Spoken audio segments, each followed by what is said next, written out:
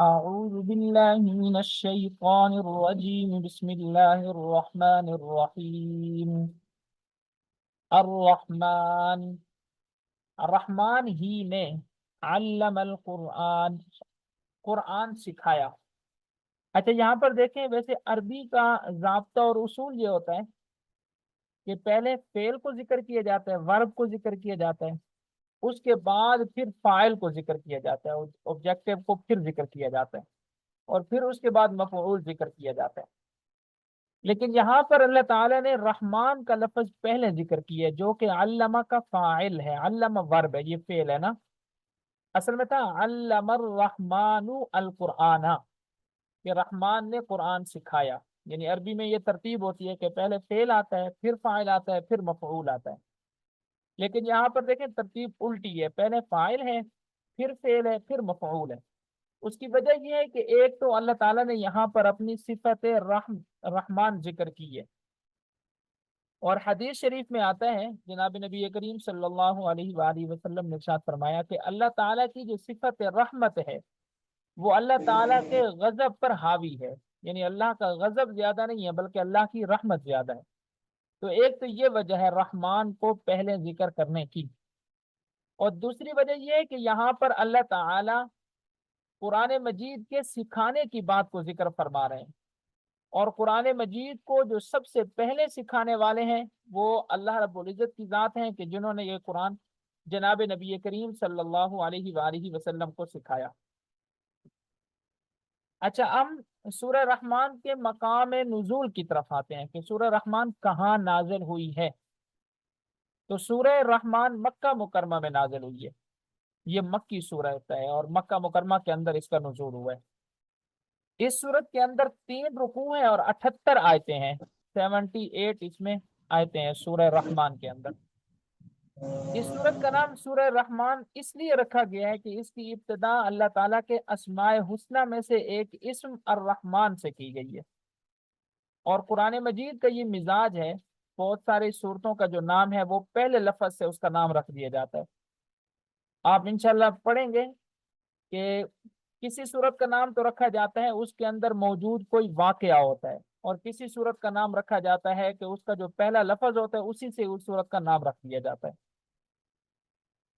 سورہ رحمان کے فضائل بھی بہت ہیں۔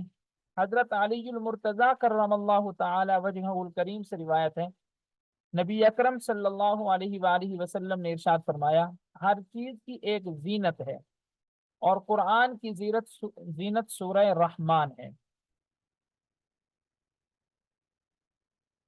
اچھا، اسی طرح علماء نے لکھا ہے کہ چند وجوہات کی بنیاد پر سورہ رحمان کو قرآن کی دلہن کہا جاتا ہے۔ جیسے سورہ یاسین کو قرآن مجید کا دل کہا جاتا ہے، ایسے ہی سورہ رحمان کو قرآن مجید کی دلہن کہا جاتا ہے۔ اس کی چند وجوہات ہیں۔ ایک تو اس صورت میں اللہ تعالیٰ کی ذات و صفات کا ذکر ہے، اور ذات و صفات پر اعتقاد ایمان کی زینت ہے۔ جس طرح دلہن کسی بھی گھر کی خوبصورتی ہوتی ہے، تو ایسے ہی اللہ تعالیٰ کی ذات اور اللہ تعالیٰ کی صفات پر اعتقاد رکھنا، ان کے اوپر یقین رکھنا، ان پر ایمان لانا، یہ ایمان کی خوبصورتی ہے۔ اسی طرح اس صورت میں جنت کی حوروں، ان کے حسن و جمال، ان کے زیورات کا ذکر ہے، اور یہ چیزیں جنت کی خوبصورتی ہیں۔ اس اعتبار سے بھی سورہ رحمان کو قرآن مجید کی دلہن کہا جاتا ہے۔ اس صورت میں فَبِأَيِّ آلَاءِ رَبِّكُمَا تُكَذِّبَانِ 31 جگہ ارشاد ہوا ہے، جس کی وجہ سے اس صورت کی خوبصورتی میں اور زیادہ اضافہ ہو گیا۔ حضرت فاطمہ الزہرا رضی اللہ تعالی عنہ سے روایت ہے، رسول اکرم صلی اللہ علیہ وآلہ وسلم نے ارشاد فرمایا، سورہ حدید، سورہ واقعہ اور سورہ رحمان کی تلاوت کرنے والے کو زمین و آسمان کی بادشاہت میں جنت الفردوس کا مکین پکارا جاتا ہے۔ یعنی زمین کے فرشتے بھی یا آسمان کے فرشتے بھی ان صورتوں کے پڑھنے والے کو، کون سی صورتیں؟ سورہ حدید جو کہ اسی سپارے کے آخر میں ہے، سورہ واقعہ جو انشاءاللہ ہم نیکسٹ سبق میں پڑھیں گے، اور سورہ رحمان، ان کے پڑھنے والے کو آسمان و زمین کی بادشاہت میں کہا جاتا ہے کہ یہ جنت الفردوس کا مکین ہے، یعنی جو چاہتا ہے کہ مجھے جنت الفردوس عطا ہو تو ان صورتوں پر عمل بھی کرے اور ان کی تلاوت کا معمول بھی بنا لے۔ اس صورت کی آیات اگرچہ چھوٹی چھوٹی ہیں لیکن ان کی تاثیر بہت مضبوط ہے۔ قیس بن عاصم منقری رضی اللہ تعالیٰ عنہ صحابی رسول ہیں، حضرت قیس بن عاصم منقری رضی اللہ تعالیٰ عنہ اسلام قبول کرنے سے پہلے سید المرسلین صلی اللہ تعالی علیہ وآلہ وسلم، ہمارے ماں باپ ان پر قربان ہوں، ان سے عرض کی جو کچھ آپ پر نازل کیا گیا ہے میرے سامنے اس کی تلاوت کیجیے۔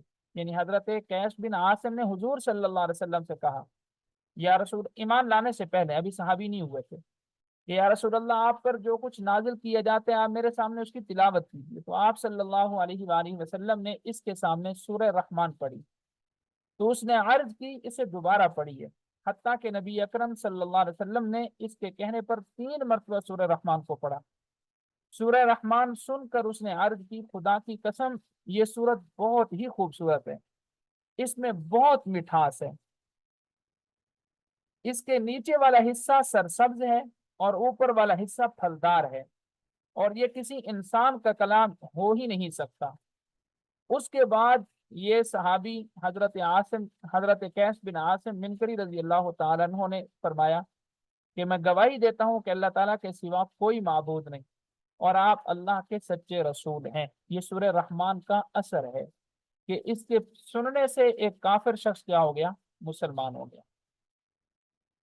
الرحمن علم القرآن، رحمان ہی کی وہ ذات ہے جس نے قرآن سکھایا کن کو؟ جناب نبی کریم صلی اللہ علیہ وآلہ وسلم کو، اور پھر حضور صلی اللہ علیہ وسلم نے کن کو سکھایا؟ صحابہ کرام کو۔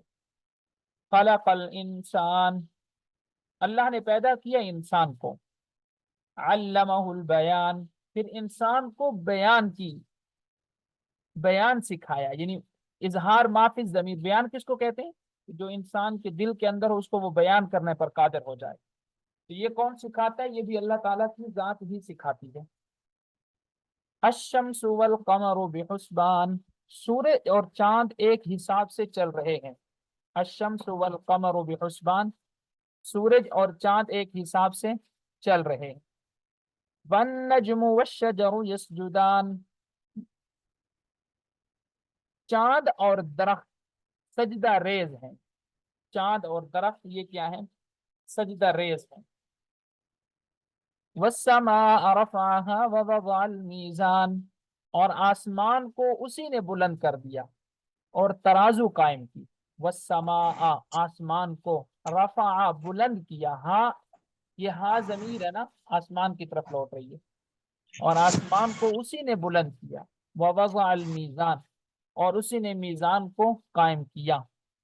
اللہ تطغوا فی المیزان، تاکہ تم تولنے میں کمی زیادتی نہ کرو۔ تطغوا، طغا کہتے ہیں سرکشی کرنے کو، نافرمانی کرنے کو۔ اللہ تطغوا، تاکہ تم نہ کرو سرکشی، نافرمانی نہ کرو، فی المیزان، تولنے میں، اس لیے اللہ تعالیٰ نے ترازو اس دنیا میں بنا دیا۔ وَأَقِيمُوا الْوَزْنَ بِالْقِسْطِ وَلَا تُخْسِرُوا الْمِيزَانَ، اور انصاف سے تولو اور تول نہ گھٹاؤ۔ اقیمو، قائم کرو، الوزن، میزان کو، بالقسط، انصاف کے ساتھ، یعنی انصاف کے ساتھ تولو۔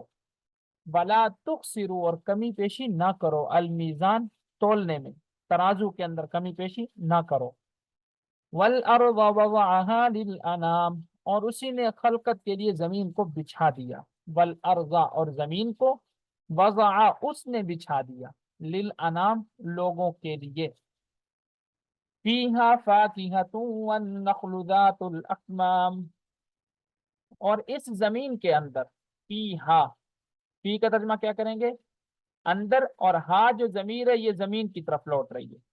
اس زمین کے اندر فاکہہ، پھل موجود ہے، اس زمین کے اندر پھل موجود ہیں، کیونکہ اسی زمین سے سارے کے سارے پھل نکلتے ہیں نا، درخت اسی سے نکلتے ہیں، پھر انہی درختوں پر جو اللہ تعالیٰ ہیں وہ ان پر پھل لگا دیتے ہیں۔ تو فرمایا اس زمین کے اندر تمہارے لیے پھل موجود ہے، اور اوپر دیکھیں اللہ تعالیٰ نے واضح ارشاد فرمایا کہ ہم نے اس زمین کو تمہارے لیے بنایا، یعنی تمہارے فائدے کے لیے۔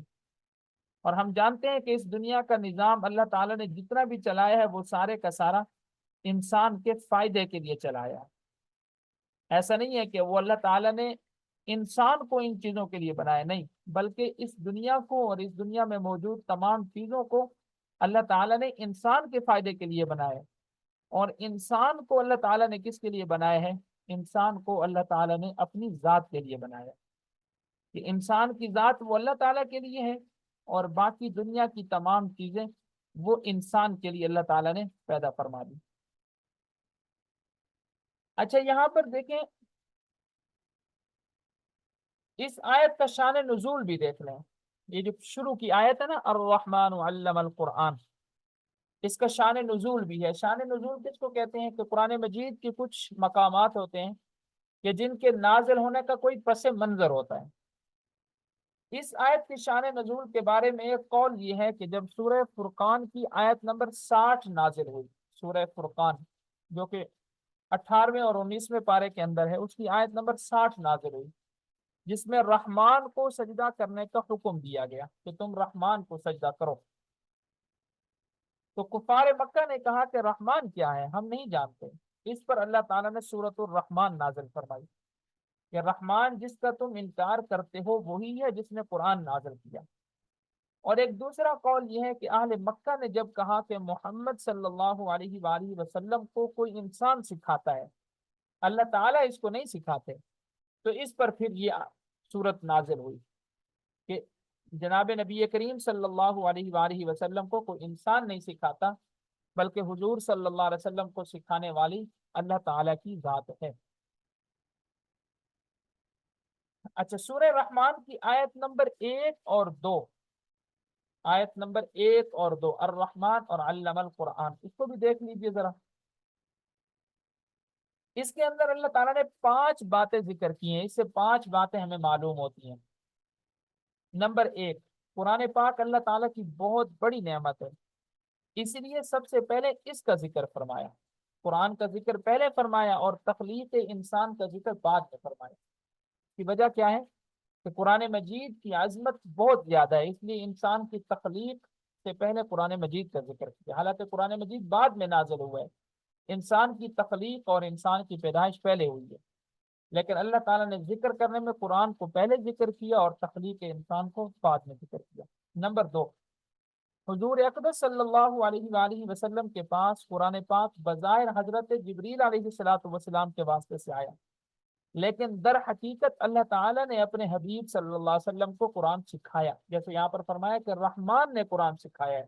حضرت جبریل بطور واسطے کے تھے، وہ بطور سکھانے کے نہیں تھے۔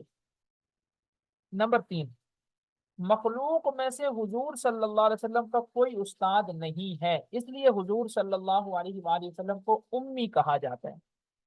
امی اس لیے نہیں کہا جاتا ہے، عام طور پر ہم ترجمہ کر دیتے ہیں ان پڑھ کے نام سے، یہ ان پڑھ والا ترجمہ ٹھیک نہیں ہے، اس لیے کہ جناب نبی کریم صلی اللہ علیہ وآلہ وسلم کی طرف ہر وہ لفظ منسوب کرنا جس کے اندر عیب ہو، وہ لفظ منسوب کرنا قرآن مجید کی تعلیم یہ ہے کہ منسوب نہ کیا جائے۔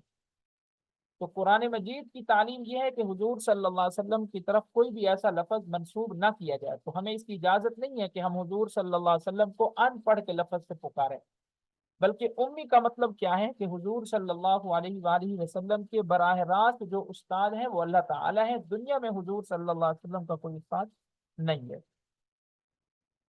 نمبر 4، حضور اقدس صلی اللہ علیہ وآلہ وسلم کو قرآن پاک کے متشابہات کا علم بھی دیا گیا ہے، کیونکہ جب اللہ تعالیٰ نے سارا قرآن اپنے حبیب صلی اللہ علیہ وسلم کو سکھا دیا تو اس میں متشابہات کا علم بھی آ گیا۔ متشابہات سے مراد قرآن مجید کی وہ آیات ہیں جن کا واضح ترجمہ ہمیں نہیں آتا، جیسے سورہ یاسین کے شروع میں ہم نے پڑھا یاسین، حروف مقطعات جس کو ہم کہتے ہیں، یا اسی طرح قرآن مجید کی کچھ اور آیات ہیں جیسے اللہ کے لیے ہاتھ کا لفظ بولنا، یا اللہ تعالیٰ کے لیے قرآن مجید میں پنڈلی کا لفظ بولا گیا ہے۔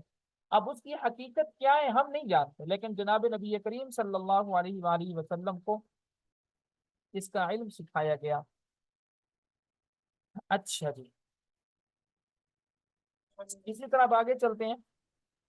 فیہا فاکہۃ، اس زمین کے اندر میوے موجود ہیں، والنخل، نخل بولتے ہیں کھجور کو، اور کھجور بھی زمین کے اندر موجود ہے۔ اچھا، کھجور کا تذکرہ بار بار آپ کو سننے میں ملے گا قرآن مجید کے اندر، اور اسی طرح انگور کا تذکرہ بھی بار بار آئے گا۔ اس کی وجہ یہ ہے کہ قرآن مجید کے جو اول مخاطب ہیں وہ چونکہ عرب ہیں، اور عربوں کے ہاں کھجوروں کے باغات اور انگوروں کے جو بیلیں تھیں یہ ان کے اندر لگاتے تھے بہت زیادہ، تو اس لیے اللہ تعالیٰ نے اس کا ذکر زیادہ فرمایا۔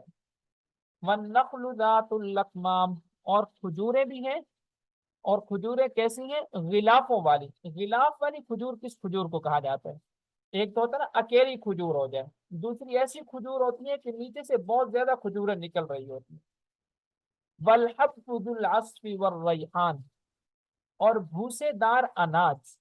حب بولتے ہیں اناج کو، حب دانے کو، اناج کو بولتے ہیں، جیسے گندم کا دانہ ہوتا ہے، یہ چاول کا دانہ ہوتا ہے، تو حب اناج کو بولتے ہیں۔ ذو العصف بھوسے دار، یعنی بھوسا الگ ہو جاتا ہے اور اناج جو ہے وہ الگ ہو جاتا ہے۔ والریحان، اور پھول خوشبودار ہے ریحان۔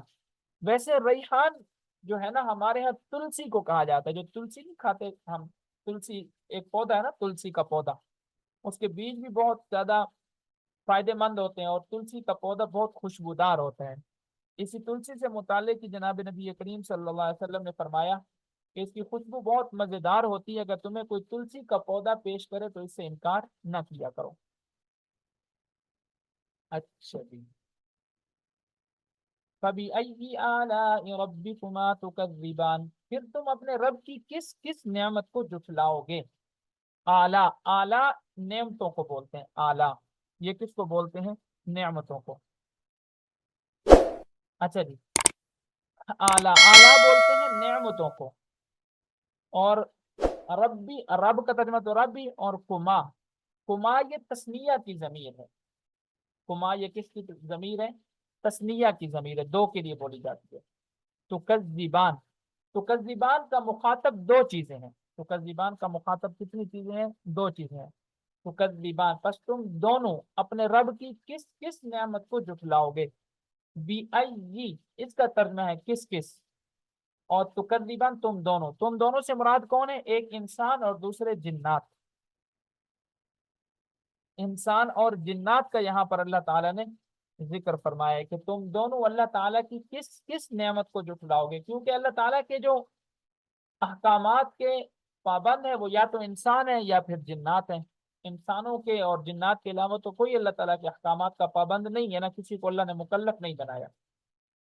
خلق الانسان، اللہ نے انسان کو پیدا کیا، من صلصال، بجتی ہوئی مٹی سے، کل فخار، جو ٹھیکری کی طرح ہے، مطلب جو مضبوط مٹی ہوتی ہے، جس طرح مٹی پک جائے، جیسے ہم کسی بھی مٹی کو پکا لیتے ہیں، برتن بنا لیتے ہیں تو آپس میں بجائے تو وہ بجنا شروع ہو جاتی ہے نا، تو اللہ تعالیٰ نے انسان کو پکی مٹی سے پیدا کیا جیسے ٹھیکری ہوتی ہے۔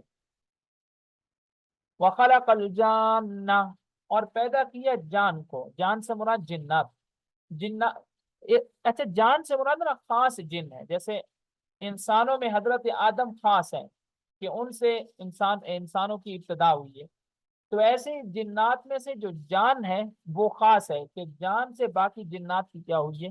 ابتدا ہوئی ہے۔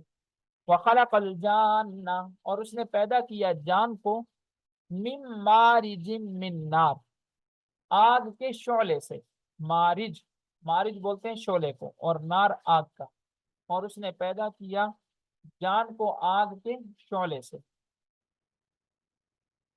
فَبِأَيِّ آلَاءِ رَبِّكُمَا تُكَذِّبَانِ، پس تم دونوں یعنی انسان اور جنات اپنے رب کی کس کس نعمت کو جھٹلاؤ گے؟ رب المشرقین، وہ رب ہے مشرقین کا، ورب المغربین، اور وہ رب ہے مغربین کا۔ مشرقین کا رب بھی اللہ تعالیٰ، اور مغربین کا رب بھی اللہ تعالیٰ۔ مشرقین سے مراد یعنی مشرق، مغرب، شمال، جنوب، یہ چاروں اس میں آ گئے نا، دو دو کو اکٹھے ذکر کر دیا۔ فَبِأَيِّ آلَاءِ رَبِّكُمَا تُكَذِّبَانِ، پس تم اپنے رب کی کس کس نعمت کو جھٹلاؤ گے؟ مرج البحرین یلتقیان، اس نے دو سمندر ملا دیے جو باہم ملتے ہیں۔ مرج البحرین، اس نے ملا دیے دو سمندر، یلتقیان جو آپس میں ملتے ہیں۔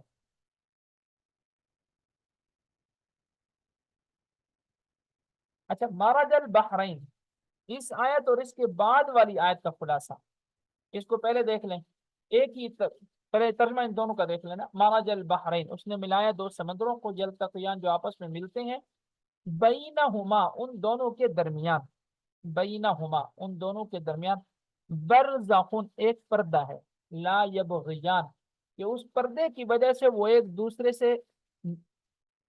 میں گڈ مڈ نہیں ہوتے، اپنی حد سے وہ تجاوز نہیں کرتے۔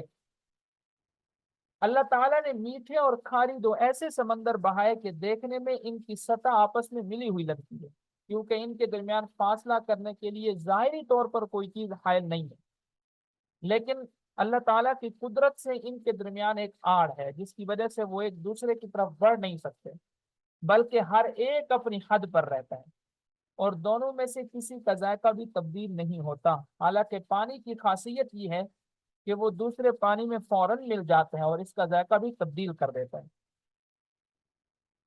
ان سمندروں کا ذکر کرتے ہوئے ایک اور مقام پر اللہ تعالیٰ نے ارشاد فرمایا، وَهُوَ الَّذِي مَرَجَ الْبَحْرَيْنِ، یہ اللہ ہی کی وہ ذات ہے کہ جس نے دو سمندروں کو ملایا، هَذَا عَذْبٌ فُرَاتٌ، ایک طرف تو میٹھا سمندر ہوتا ہے، وَهَذَا مِلْحٌ أُجَاجٌ، اور دوسری طرف نمک کی طرف کڑوا، وَجَعَلَ بَيْنَهُمَا بَرْزَخًا، اور اس نے بنایا ان دونوں کے درمیان ایک پردہ۔ یہ اللہ تعالیٰ کی قدرت ہے کہ دو سمندر ہیں، دو پانی ہیں، اکٹھے چل رہے ہیں، اور بظاہر کوئی ان کے اندر پردہ ہے نہیں، لیکن اللہ کی قدرت کا پردہ وہاں پر حائل ہے کہ ایک سمندر دوسرے سمندر کے اندر ملتا نہیں ہے۔ فَبِأَيِّ آلَاءِ رَبِّكُمَا تُكَذِّبَانِ، پس تم اپنے رب کی کون کون سی نعمتوں کو جھٹلاؤ گے۔ يَخْرُجُ مِنْهُمَا اللُّؤْلُؤُ وَالْمَرْجَانُ، ان دونوں میں سے موتی اور مونگا نکلتا ہے، مونگا بھی ایک قسم کا موتی ہی ہوتا ہے، اللؤلؤ والمرجان، لولو اور مرجان نکلتے ہیں ان دونوں سمندروں سے۔ فَبِأَيِّ آلَاءِ رَبِّكُمَا تُكَذِّبَانِ، پس تم اپنے رب کی کون کون سی نعمتوں کو جھٹلاؤ گے۔ وَلَهُ الْجَوَارِ الْمُنشَآتُ فِي الْبَحْرِ كَالْأَعْلَامِ، اور سمندروں میں پہاڑوں جیسے کھڑے ہوئے جہاز اسی کے ہیں، وَلَهُ اور اسی کے ہیں، اسی کے ہیں مطلب اسی کے حکم سے چلتے ہیں، الجوار المنشآت فی البحر کالاعلام، بڑے بڑے بحری جہاز، الجوار المنشآت بڑے بڑے بحری جہاز، فی البحر جو سمندر میں چلتے ہیں، کالاعلام، اعلام علم کی جمع، علم بولتے ہیں پہاڑ کو، جیسے بڑا پہاڑ ہوتا ہے تو یہ جہاز بھی اتنے بڑے ہیں جیسے پہاڑ بڑے ہوں، لیکن اللہ کے حکم سے یہ پانی کے اوپر تیرتے رہتے ہیں۔ فَبِأَيِّ آلَاءِ رَبِّكُمَا تُكَذِّبَانِ، پس تم اپنے رب کی کون کون سی نعمتوں کو جھٹلاؤ گے۔ سورہ رحمان کا نام اللہ تعالیٰ کے خوبصورت ترین ناموں میں سے ایک نام پر رکھا گیا۔ اس صورت میں خدا کے فضل کی مثالیں دی گئی ہیں اور اللہ کے مختلف تحائف کی اہمیت کو دہرایا گیا ہے، مطلب اللہ نے انسان کو کیا کیا تحفے دیے، ہر ایک کی اہمیت اللہ نے واضح کی۔ سورہ رحمان ہمیں رحمت الہی کے تصور پر غور کرنے کی ترغیب دیتی ہے۔ اللہ نے ہمیں مختلف تحائف دی ہیں، یہ دنیا بھی ایک تحفہ ہے، درخت، کھانا، ہمارے ارد گرد کا ماحول، ہوا، پانی، صحت مند جسم اور دماغ، خاندان، دوست، سب کچھ ایک تحفہ ہے۔ ہم اس سب کو قدر کی نگاہ سے نہیں دیکھتے ہیں، لیکن اس کے آخر میں اس طرح کے ہر تحفے کی اہمیت ہوتی ہے۔ سورہ رحمان ہمیں یاد رکھنے میں مدد کرتی ہے کہ اس طرح کے تمام خدائی احسانات ایسی چیز نہیں ہے جن سے ہمیں غفلت برتنی چاہیے۔ یہ آیت دہرانے سے کہ یہ تمہارے رب کی نعمتیں ہیں جنہیں تم جھٹلاتے ہو، یہ صورت ہمیں بتاتی ہے کہ ہم اپنے رب کی کسی نعمت کا انکار نہ کریں۔ باقی قرآن مجید کی کون سے نمبر کی صورت ہے وہ بات بھی بیان ہو چکی ہے، اور اس کا زمانہ نزول کون سا ہے، تو اس کا زمانہ نزول جو ہے مکہ ہے۔ البتہ حضرت عبداللہ بن عباس اور حضرت اکرمہ اور حضرت قتادہ سے یہ قول منقول ہے کہ یہ صورت مدنی ہے، یعنی وہ اس کے مدنی ہونے کے قائل ہیں، لیکن اول تو انہی بزرگوں سے بعض دوسری روایت اس کے خلاف بھی منقول ہوئی ہے۔ دوسرے، اس کا مضمون مدنی صورتوں کی بنسبت مکی صورتوں سے زیادہ مشابہ ہے، کیونکہ مدنی صورتوں کے اندر زیادہ تر احکامات بیان کیے گئے اور مکی صورتوں کے اندر اعتقاد، عقیدے بیان کیے گئے، تو اس صورت کے اندر احکامات بیان نہیں کیے گئے بلکہ اللہ تعالیٰ کی نعمتیں بیان کر کے عقیدہ توحید کو واضح کیا گیا۔ البتہ یہ ہے کہ یہ مکہ معظمہ ہی میں ہجرت سے کئی سال قبل نازل ہوئی تھی۔ سورہ رحمان کی آیت نمبر 1 اور 2 سے جو معلومات حاصل ہونے والی تھی، ہو رہی تھی، وہ بھی میں نے آپ کو بتا دی۔ اس کے بعد پھر سبزے اور درختوں کی اہمیت وہاں پر اللہ تعالیٰ نے ذکر کی ہے کہ فیہا فاکہۃ والنخل ذات الاکمام۔ پھر یہ بھی بیان فرمایا کہ والنجم والشجر یسجدان، کہ بغیر تنے والے نباتات اور درخت سجدہ کرتے ہیں۔ اچھا یہاں یہ یاد رکھیں والنجم، نجم کا ترجمہ میں نے ستارہ کیا تھا، تو نجم کا جو درست ترجمہ ہے وہ ہے، نجم سے مراد زمین سے پیدا ہونے والی وہ نباتات ہیں جو تنا نہیں رکھتی، جیسے سبزہ اور انگور کی بیل وغیرہ، جو بیلیں وغیرہ ہوتی ہیں ان کو نجم کہا جاتا ہے۔ میں نے وہ غلطی سے ترجمہ اس کا نجم کا کیا تھا ستارے سے، تو نجم کا ترجمہ کیا ہے؟ بغیر تنوں والے جو پودے ہوتے ہیں جن کی بیلیں ہوتی ہیں۔ پھر آگے ناپنے تولنے کے آلات کی اللہ تعالیٰ نے اہمیت واضح کی ہے کہ ہم نے کیوں یہ بنائی ہیں، تاکہ تم ناپ تول میں کسی قسم کی ناانصافی نہ کرو۔ پھر اسی طرح ہدایت اور نصیحت کرنے کا بہترین طریقہ کیا ہے؟ کسی کو آپ نے ہدایت کرنی ہے، کسی کو نصیحت کرنی ہے، تو کسی کو نصیحت کرنے کا اور ہدایت کرنے کا بہترین اسلوب کیا ہے؟ دیکھیں اس صورت میں بار بار اللہ تعالیٰ نے اپنی نعمتوں کا ذکر فرمایا اور پھر فرمایا کہ تم اپنے رب کی کون کون سی نعمتوں کو جھٹلاؤ گے۔ یہ ہدایت اور نصیحت کرنے کا بہترین طریقہ ہے، اور اس طریقے کو اختیار کرنے کا مقصد یہ ہے کہ سننے والے کے نفس کو تنبیہ ہو اور اسے اپنے جرم اور کوتاہی کا حال معلوم ہو جائے۔ یعنی ایک ہی بات کو جب آپ بار بار کرتے ہیں تو اگلا بندہ متوجہ ہو جاتا ہے کہ یہ بات میرے سے بار بار کیوں کہی جا رہی ہے، وہ اس پر غور کرنے کے لیے مجبور ہو جاتا ہے۔ حضرت جابر رضی اللہ تعالیٰ عنہ فرماتے ہیں نبی کریم صلی اللہ علیہ وسلم اپنے صحابہ کرام کے پاس تشریف لائے اور ان کے سامنے سورہ رحمان شروع سے لے کر آخر تک پڑھی۔ صحابہ کرام یہ سورت سن کر خاموش رہے تو آپ صلی اللہ علیہ وسلم نے ارشاد فرمایا، میں نے یہ سورت جنات کو سنائی تو انہوں نے تم سے اچھا جواب دیا۔